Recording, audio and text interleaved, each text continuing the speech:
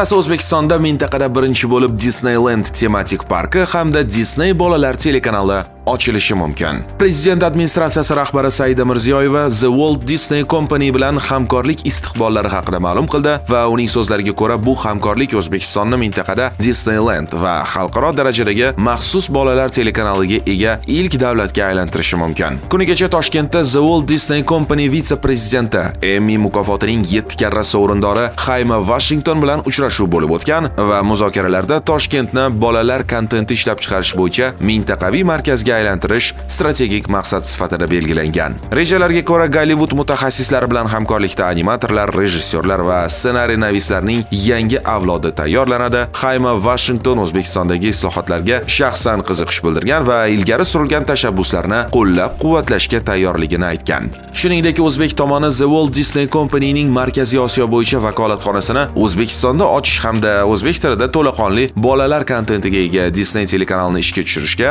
qiziqish bildirgan. Kelajakda Cinema Park ijodiy klasterini tashkil etish hamda uzoq muddatli istiqbolda Disneyland tematik parkini O'zbekistonda qurish rejalari ham ma'lum qilingan. Agarda bu loyiha amalga oshiriladigan bo'lsa, Markaziy Osiyoda turizm va kreativ iqtisodiyot rivojiga kuchli turtki berishi shubhasiz.